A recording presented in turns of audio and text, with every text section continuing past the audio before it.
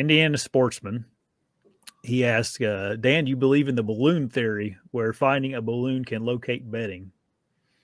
The exact answer to that is kinda. Yeah. What I mean by that is what I noticed was certain areas that got really good bedding. You go in there and you find 10 balloons laying there, and you're not finding them Yeah. anywhere else in the woods. So I do think that there is something to it, but literally you can find balloons everywhere, so it doesn't really. Yeah. I don't know that I would hang my hat on that. I still want to find a good bedding area. I just, Yeah. when we talked about that, I just thought it was very interesting, and coincidental, and I thought it was interesting. It is interesting. I didn't think people would be out there looking for balloons to find deer bedding.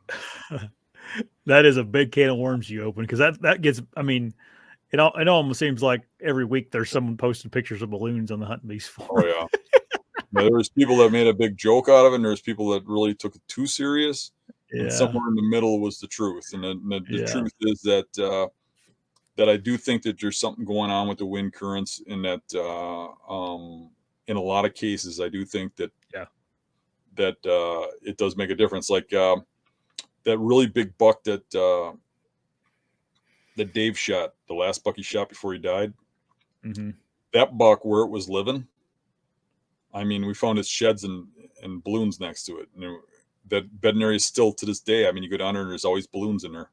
There ain't no balloons anywhere else on the farm. So when one blows in there, it ends up there. And it's a little valley that kind of sucks all the air in there. And it's the same thing. I mean, when you hunt all the way around it, everywhere you hunt around it, your thermal current wants to go into that valley where the balloons are, where the sheds are, where the buck's coming from. So there's something to it. But that doesn't mean every time you find a balloon or you see a balloon that there's deer there.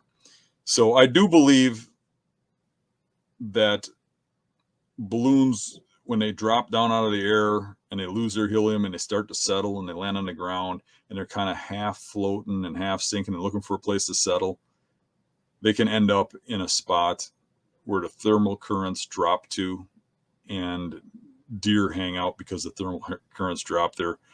But I think that it's probably not something you should hang your hat on. You should hang your hat on scouting. Yeah. They probably just drift to a thermal hub.